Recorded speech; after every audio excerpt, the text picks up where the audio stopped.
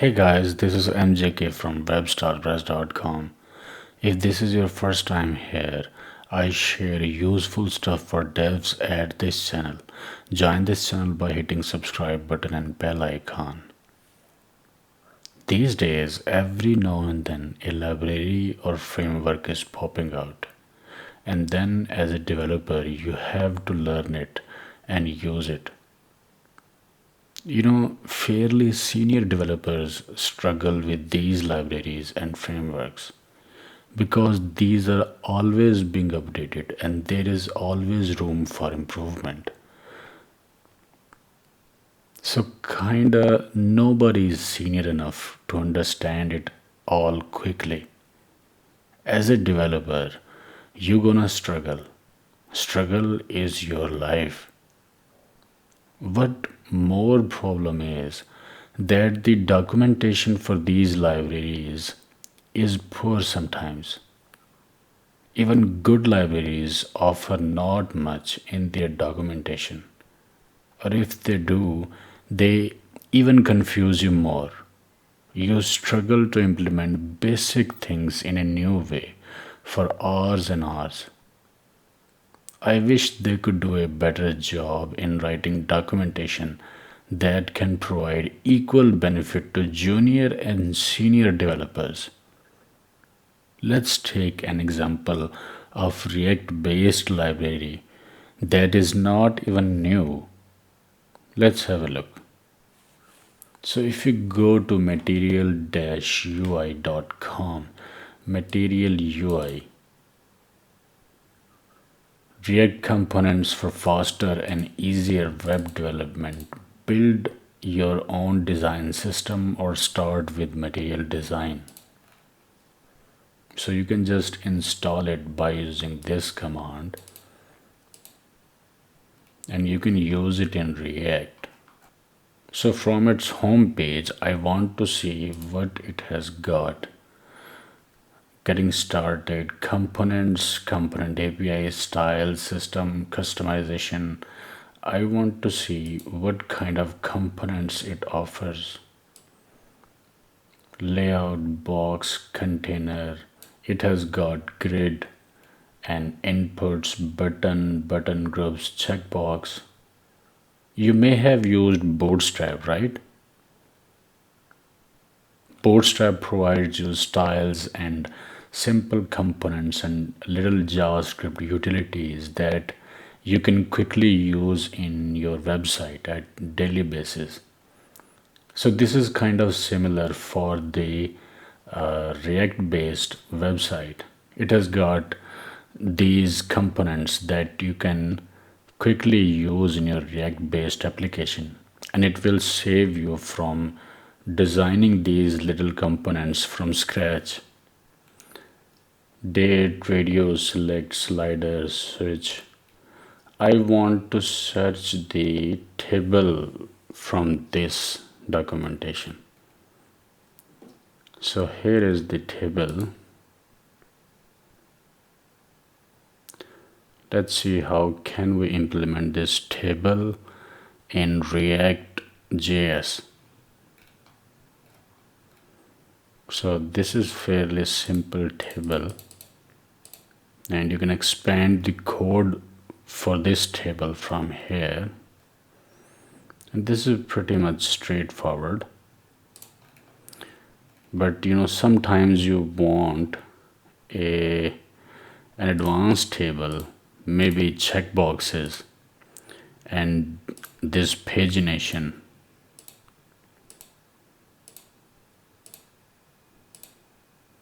So this table looks nice. So it has got sorting and selecting. So if we want to edit it or if we want to implement it in our system, we should have a look at its source from right here.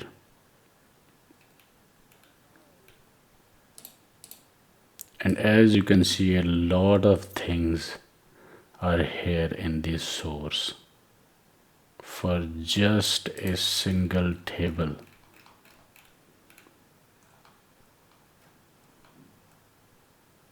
and you can also edit it in code sandbox. That's a nice option.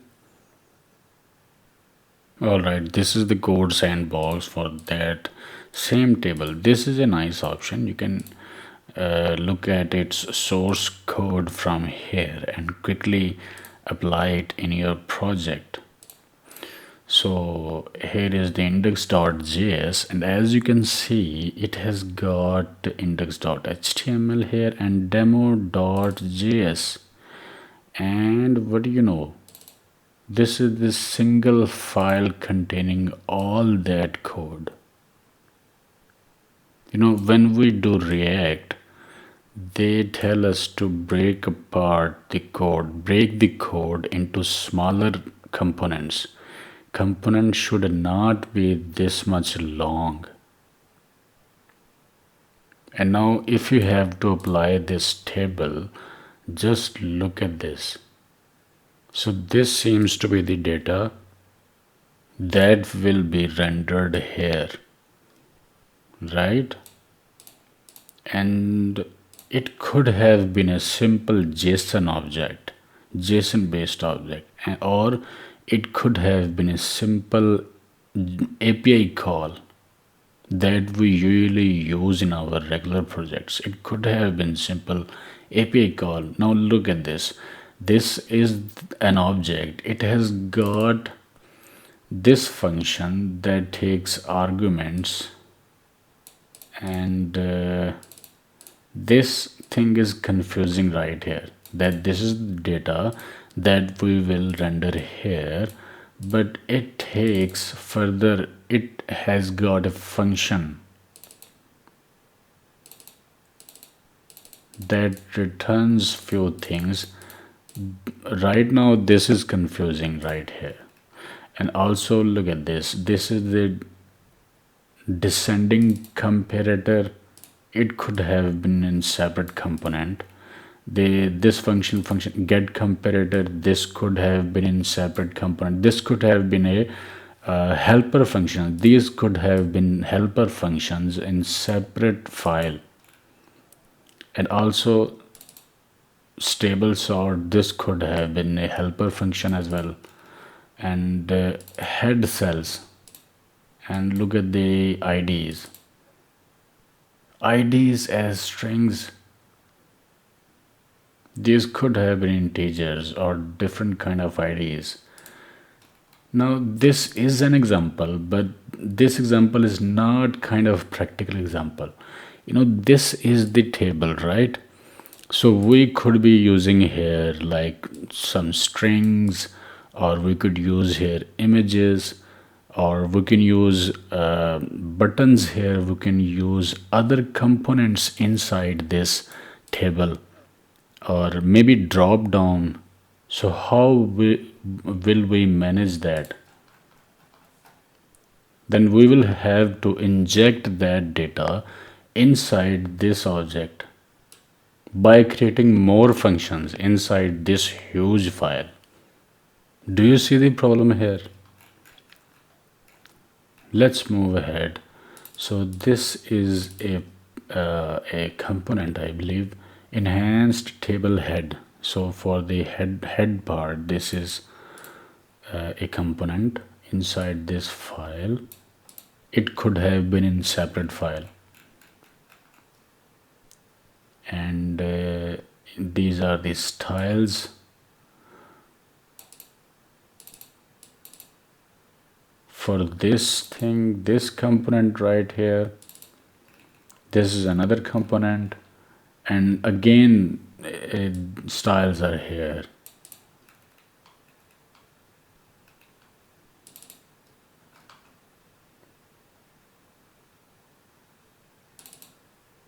For another component, and this is the I mean, how many components are there in this file, in this single huge file?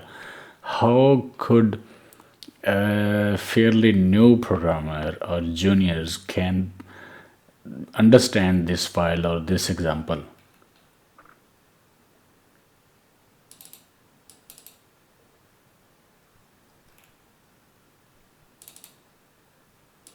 So that data rows, that object is being called here, and it is being mapped here. I mean, that data that simply could have been here in simple way, with might be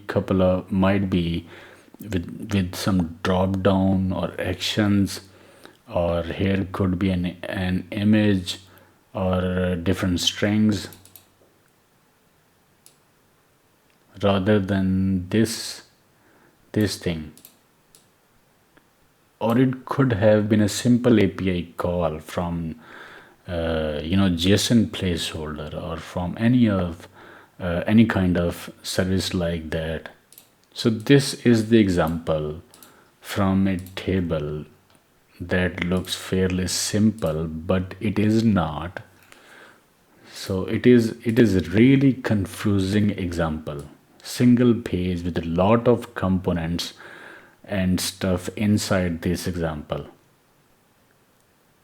They could have broken it down into smaller chunks or smaller components that could have been easy to use and quick to use. That is the problem with current projects and libraries and frameworks. They pop out so quickly, and then the documentation is really poor. I just wish that this problem could have been solved in this development ecosystem. So just wanted to highlight these few things with this problem that I had in mind. And by the way, if you want to use this table component, you do not need this thing or this thing. Just create your own .json file, use any JSON based files, and keep the simple data in that. And or you can just have an API call in and use effect hook, hit that API call, get the data, store it in this state, and then call it right here in this component right here. This thing will confuse you. Do not inject your data inside it. You will waste time. And also keep these things separate. Create a helper file, or create separate functions, components, or functional components, and break this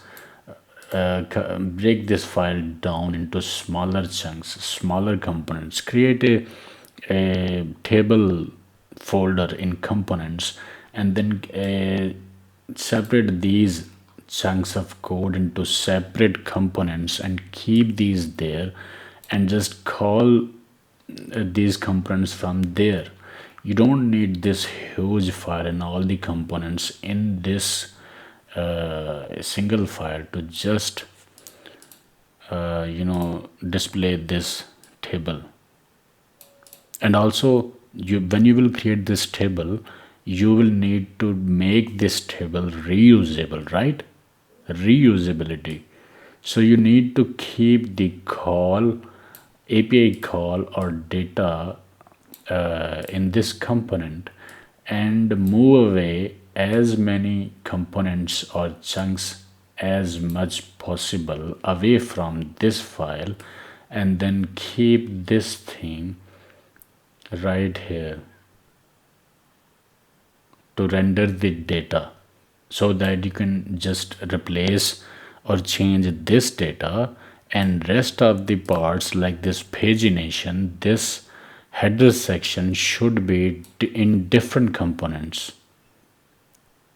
But if these have got some control, that can be passed from this main component, like the number of columns here, or anything like this.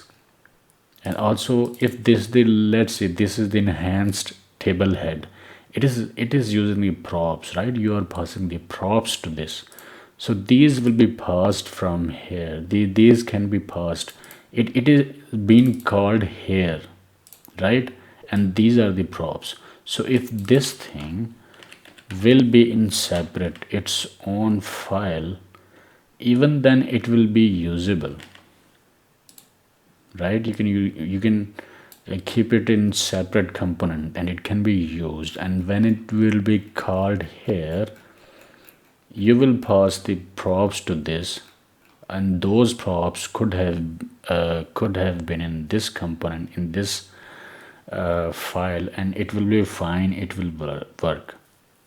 And of course, if you have such example, it is definitely helpful to have a separate code sandbox or separate place where you can try this code out or play around with this code, and then when you are done you can use that in your project. That is definitely helpful. So use such tools like code sandbox and get this example and open it in here, or reproduce in here, or just click at the example for the code sandbox in this page and come here and play with it and modify it and then reuse it in your project. That is definitely helpful. So this was in my mind right now. I just wanted to highlight this. I just wish that these libraries and frameworks could do a better job in writing easy documentation for every level of developers, like junior developers and senior developers. I mean, we just want to get these components and reuse them as soon as possible. So the documentation should be easy and easy to understand and as much clear as possible. So that's it guys. I hope you liked this video. If I missed anything or you have something to add related to this topic or this library or any other library, ask questions, or you can comment down below. And if you haven't already subscribed, subscribe to this channel and hit bell icon to receive updates. Join us on social media. Links are in the description below. Stay tuned for more updates. I will see you in the next video.